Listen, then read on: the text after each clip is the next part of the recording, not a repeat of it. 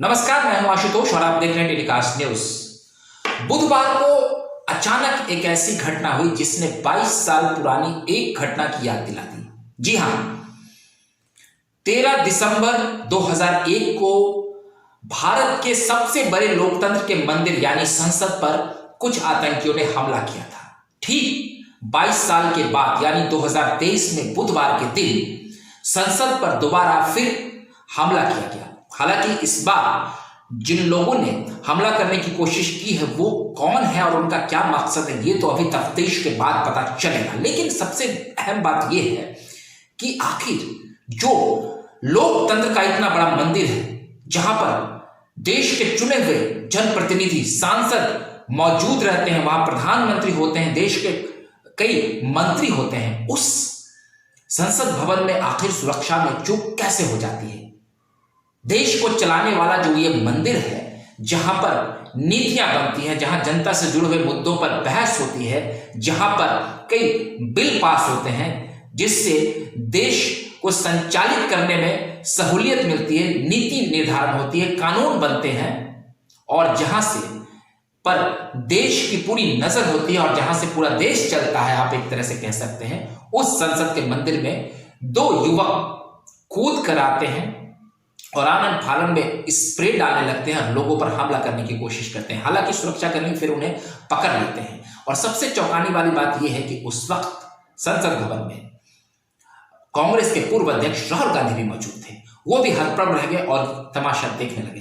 दरअसल बुधवार 13 दिसंबर के दिन, जी हां, 13 दिसंबर को 2001 में, आप याद रखिएगा, 13 दिसंबर 2001 में भी आपको तस्वीरें याद होगी कि संसद भवन में किस तरीके से हमले हुए थे।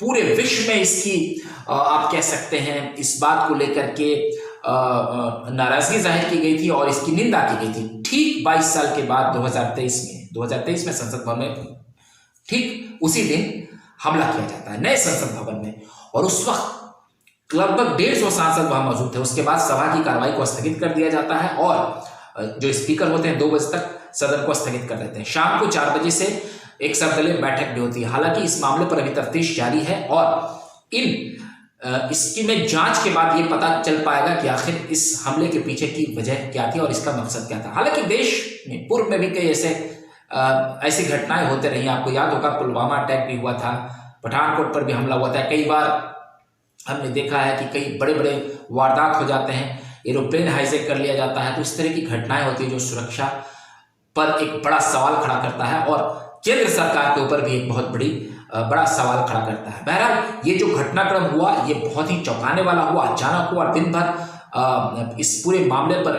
मीडिया के अंदर सुर्खियां बनते रही और पूरा का पूरा हायतवा मचता रहा। इस पूरे घटनाक्रम पर एक सबसे खास बात यह है कि बीजेपी के एक सांसद है प्रताप सिन्हा, उनके आईडी से, उनके पास से ये पास बने थे, उनके यहाँ से सांसद जो है वहां से ये तार जुड़ रहा है।